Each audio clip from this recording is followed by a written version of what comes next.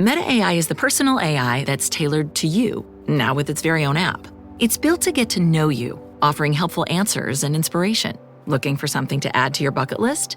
Meta AI goes beyond traveling the world. It remembers you're a basketball fanatic and suggests you attend one of the playoff games. Just start typing or speaking to get the answers you need, wherever and whenever, because Meta AI is your personal AI.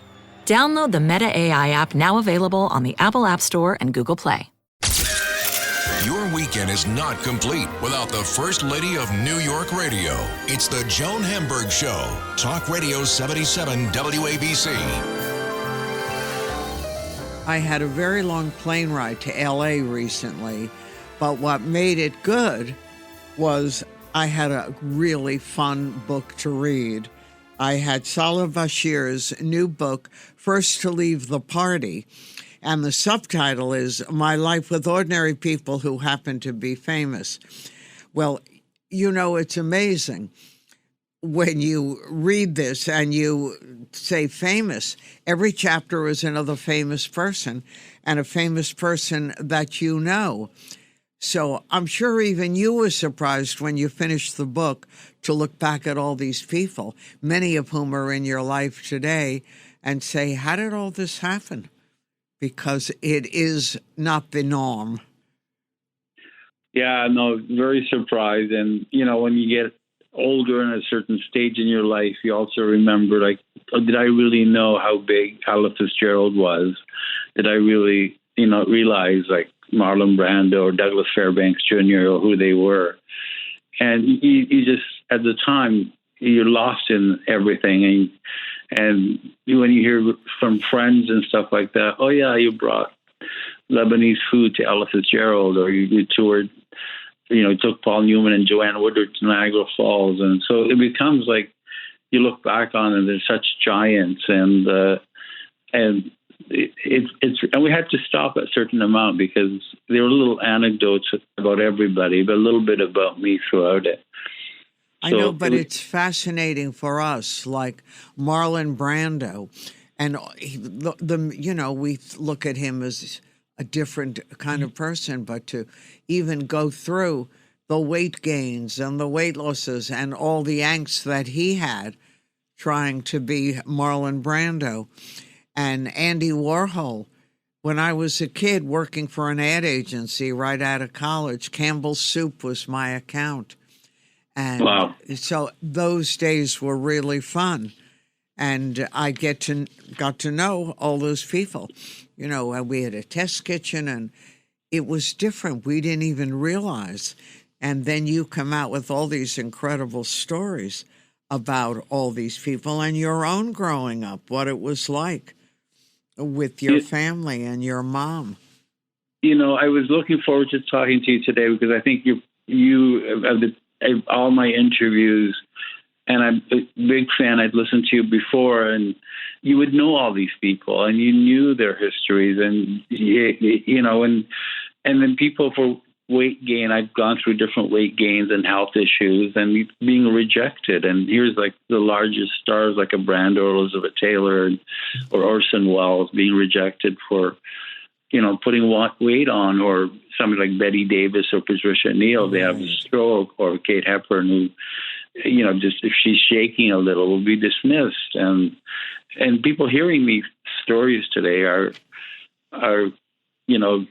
almost like thinking that, well, that could never have happened, but that happens, and happens every day. And Andy, you could just go to a gallery and meet Andy, and he was the most unassuming person around, and you can strike up a conversation with him, and he would be open to everything. To it even taught me how, on a magazine cover, that the eye should be staring at you wherever you go. It's like a little bit of advice, but that was New York at the time, and you'd meet somebody at a corner store and strike up a conversation. No, it's true. He had given me a real Campbell's Soup memento that he had been involved with, to thank me for what, I was only a kid with my first job, but what we had done, he said, for Campbell's Soup. And, Well, we all had a lot of adventures, luckily. But again, in reading the book, it brought back all these adventures and brought them to the table, even today. So I loved hearing even your growing up and your grandmother and the olive trees and a different part of life. yeah, it seemed a lot simpler then. It seemed that we all looked after each other. It didn't really matter. And, my family got multiple religions in it. And I remember my nephew saying to my dad, so, like, do we go to a Seder? Do we go to Christmas? Do we do all that? And his mother is Muslim Indian from South Africa, who's friends with Winnie Mandela. And so it's a small world. And my dad said, they all make great food. I would go to everything. So it's like the meal was about having the meal and sitting and discovering everything. And that's what a lot of the stuff, how you meet people and real people. Today, everybody seems to have a publicist and 10 handlers, and you can't even get a conversation. And I will tell you a story about Andy. I admired his flower print so much that he gave a set of 10 as a gift to me. And I would roll them up in the old poster tubes, when the studio posters, film posters would come up, and gave them at weddings with just a bow on them because I didn't have money at the beginning. And I don't know how many people kept. The only person that really kept it was my mom. And my mom gave it back to me years later when it was worth like $70,000 or something. How great. Yeah. So and your mom, with her wonderful cooking, I wished I was a recipient of one of those Lebanese care packages and the things that your family did. And what better way to say thank you to the interviews that you got and everything else than with food made with love. By the way, I'm speaking to Salah Bachir, First to Leave the Party, his brand new book, and his subtitle is My Life with Ordinary People Who Happen to Be Famous. So when you finish the book and every chapter another major name and the beginning from Alan Cumming, did it surprise you? Was it almost like cathartic to go through all this?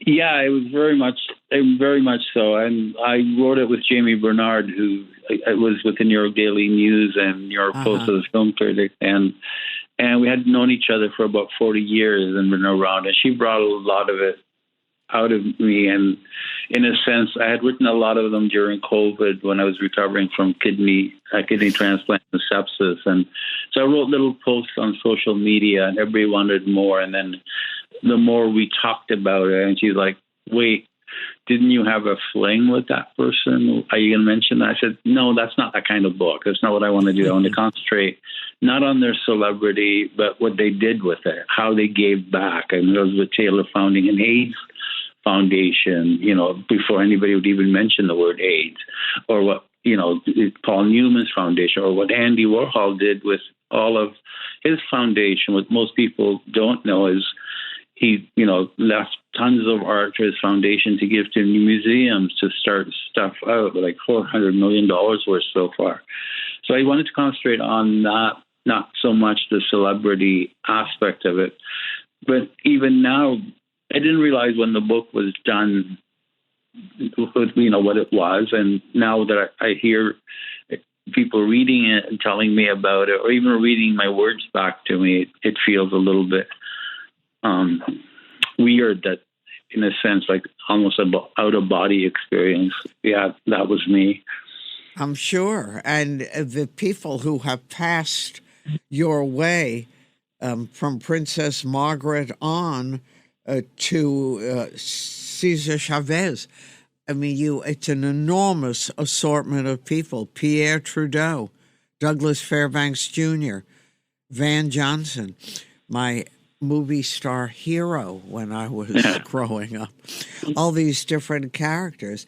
And it had to be a great journey for you, too, to what it was great, as I realize now, I'm 68, and so I was catching a lot of those stars at the end of their career or past their careers. And then like Douglas Fairbanks Jr. became a close friend, and him and his wife Vera, and we'd see each other when we went somewhere. I'd go to openings and took him to see Barrymore and on Broadway and he went up to Christopher Plummer and he said, I knew Barrymore really well. He was a friend of mine, and you, sir, are doing a better Barrymore than Barrymore would have ever done. Mm. So that history and he was so generous with his time, and it would be like, call my pal Jimmy Stewart and ask him to do this, or get a hold of this person. And he came up to a small town on the 55th anniversary of the Second World War, where we have a cottage outside Toronto, Paris, Ontario. And he said, what can I do? And I said, well, I have a commemoration here. And he went to the local cenotaph and spoke about his experience. And he was been decorated by both the U.S. Army and the British Army in World War II, and his friendship with the royal family. And there was the little things that you remember. There was a woman who was in a retirement home, an old folks home, and she was in a wheelchair, and she hasn't been out for a couple of weeks because she didn't really want. And her son brought her out, and he was her matinee idol, and Fairbanks kneeled down and talked to her like for 10 minutes. Yeah. And we had other things to happen, and he said, I can skip this and that, but that personal experience in that time and that generation is incredible to remember how kind and how giving they were. Hey guys, have you heard of Goldbelly? It's this amazing site where they ship the most iconic, famous foods from restaurants across the country, anywhere, nationwide. I've never found a more perfect gift than food. They ship Chicago deep dish pizza, New York bagels, Maine lobster rolls, and even Ina Garten's famous cakes. So if you're looking for a gift for the food lover in your life, head to goldbelly.com and get 20% off your first order with promo code GIFT. Choice Hotels get you more for your money so you can maximize any road trip. Like these road trippers making waffles and eating fresh fruit in their natural habitat, the breakfast area at a Comfort Inn. I just love seeing a vacation maximized in the wild. Check into more. Book direct at choicehotels.com. Your burger is served, and this is our finest Pepsi Zero Sugar. Its sweet profile perfectly balances the savory notes of your burger. That is one perfect combination. Burgers deserve Pepsi. This episode is brought to you by SelectQuote. Life insurance can have a huge impact on our family's future. With SelectQuote, getting covered with the right policy for you is simple and affordable. SelectQuote's licensed insurance agents will tailor your experience to find a life insurance policy for your needs in as little as 15 minutes. And SelectQuote partners with carriers that provide policies for many conditions. SelectQuote. They shop, you save. Go to selectquote.com/SpotifyPod today to get started.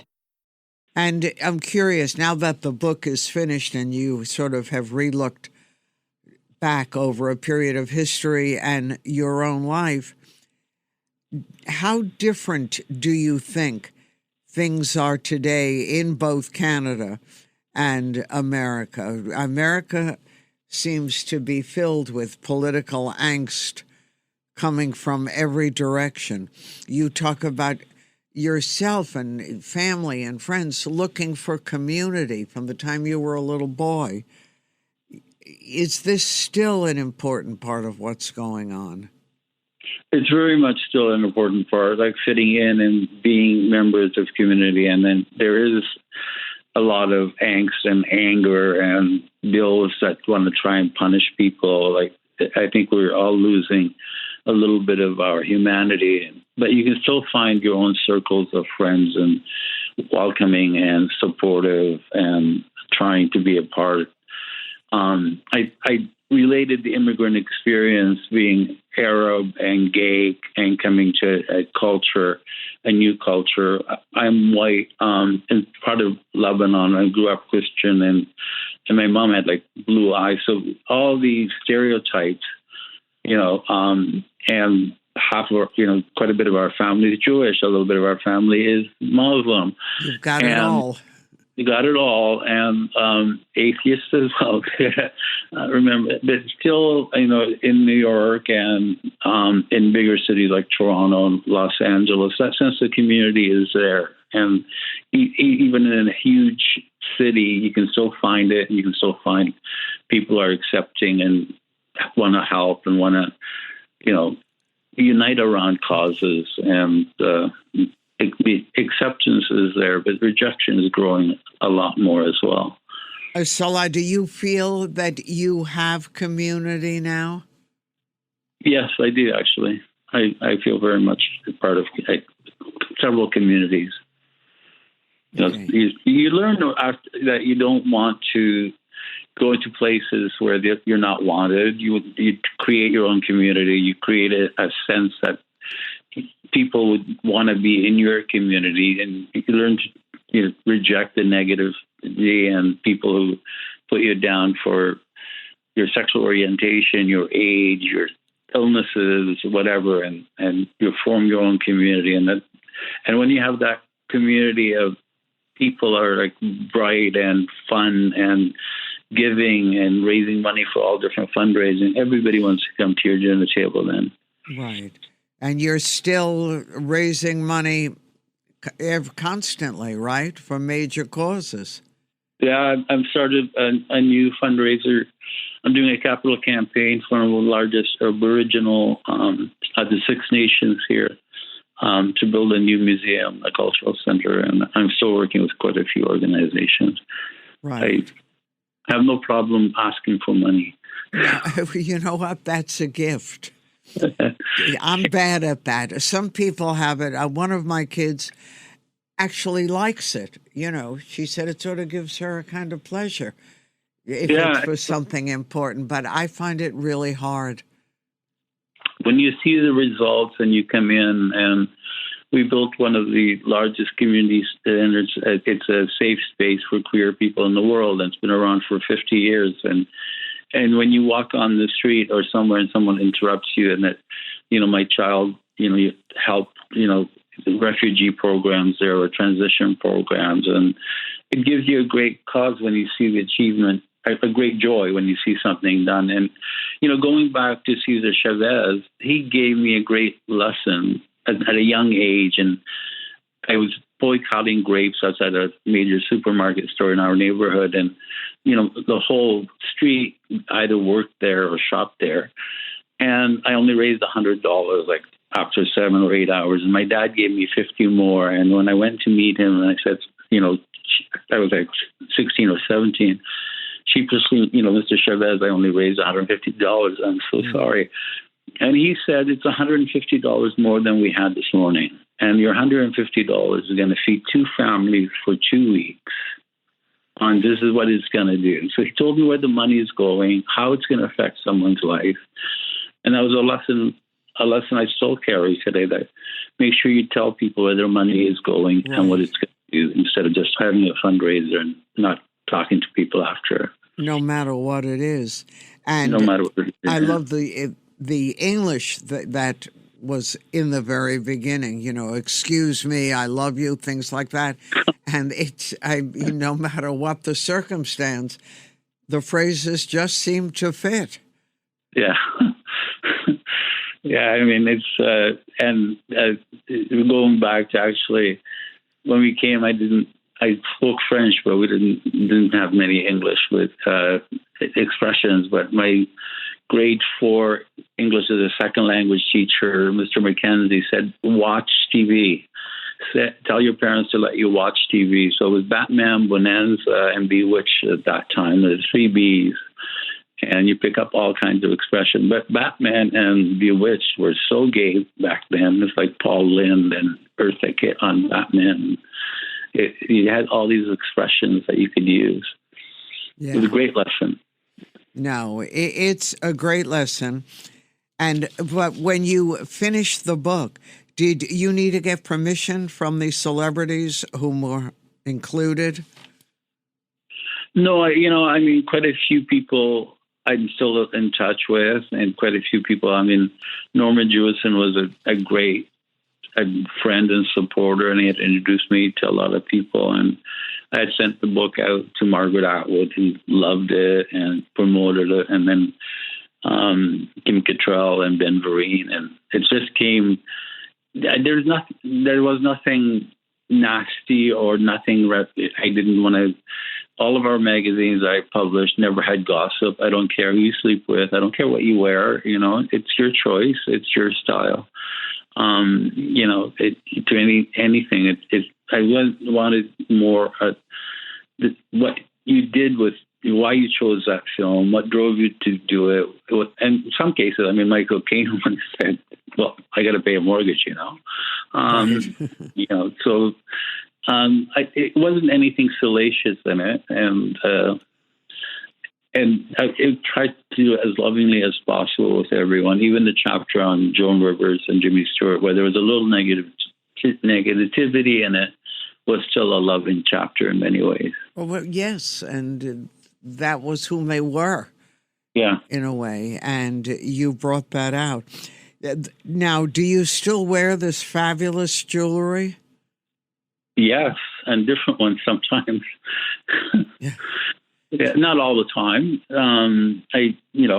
I still a sports guy as well. I can't play. I've had a few surgeries and stuff, but I do.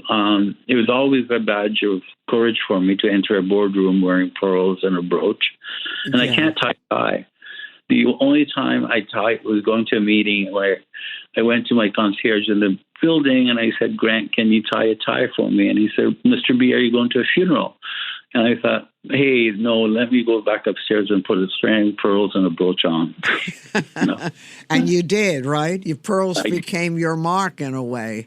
Yeah, long before any of the rock stars were wearing them, yeah. Fabulous pearls and brooches.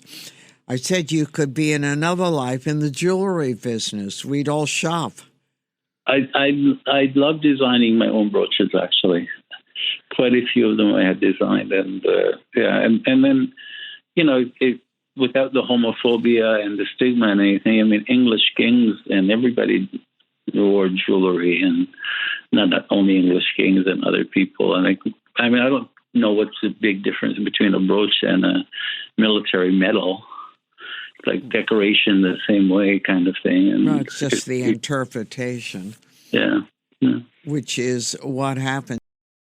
This episode is brought to you by Hulu, presenting Paradise. Paradise is Hulu's critically acclaimed addictive drama series, starring Sterling K. Brown, Julianne Nicholson, and James Marsden. The Daily Beast calls Paradise your next TV obsession, and the New York Times says it's exhilarating in all the right ways. Paradise is for your Emmy consideration in all categories, including Outstanding Drama Series. For more information, visit fyc.hulu.com. Americans love using their credit cards, the most secure and hassle-free way to pay. But D.C. politicians want to change that with the Durbin-Marshall credit card bill. This bill lets corporate megastores pick how your credit card is processed, allowing them to use untested payment networks that jeopardize your data security and rewards. Corporate megastores will make more money, and you pay the price. Tell Congress to guard your card, because Americans lose when politicians choose. Learn more at guardyourcard.com. So are you traveling all over with the book?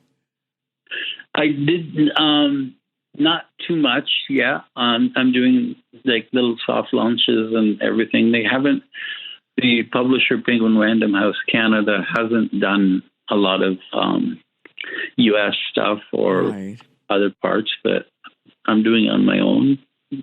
Right? Yeah, no, that's the way you have to do it, as you know. Yeah. So that people understand it. And all the celebs that you've known since you were a kid, people are fascinated by it, no matter what. And and how down to earth they are. And it just seems like we expect them to be somebody that it's a role, it's a job. We're all doing a job, and how you get something, and growing up as well, and sometimes going from a period where I look like Brando, then I look like Brando who is fatter, and then little things that somebody does when I, have the balls enough to say to Gregory Peck, "Well, you're an awfully handsome man." And he returns the compliment, well, you're pretty handsome yourself. It really lifts you up, and it's the kind of thing that you think you'd have with your neighbor or a friend or somebody, but it just happens to be Gregory Peck. And that's one person, actually, whatever you saw in To Kill a Mockingbird, in real life, he was that person. That scene, I still cry at that scene when he's walking out of the courtroom and everybody in the bleachers stands up and there's like silence, like just to watch it. And then, but he was that gentle and that loving. And, it's like, whatever you need, let me know. No, and you point out even when Jessie Norman, when you had lunch with her, you didn't even know who she was at that time. No. My uncle was Lebanon's ambassador to the UN, and Lutèce became my haunt when I could afford it and take people there. And everybody was in the neighborhood. Katharine Hepburn, Stephen Sondheim lived a couple of streets over in Turtle Bay. And she walked into that restaurant, it's a small restaurant, you could recall, and dressed fabulously, and unlike how other people dress. And there was almost a hush and almost like a clap going in. But I had no idea who she was. And it ended up when I had kidney transplant. Yeah, you went through a lot.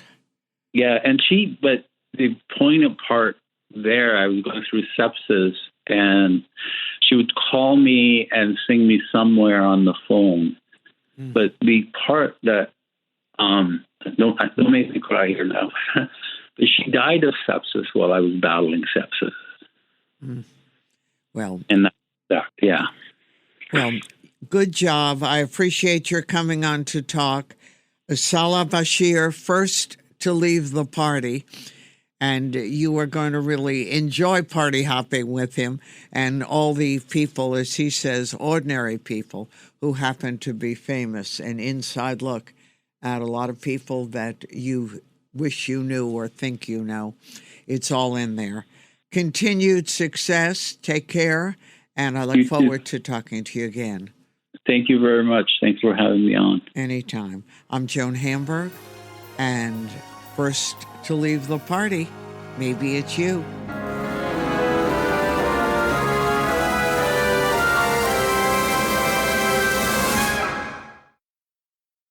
You just realized your business needed to hire someone yesterday. How can you find amazing candidates fast? Easy. Just use Indeed. Stop struggling to get your job post seen on other job sites.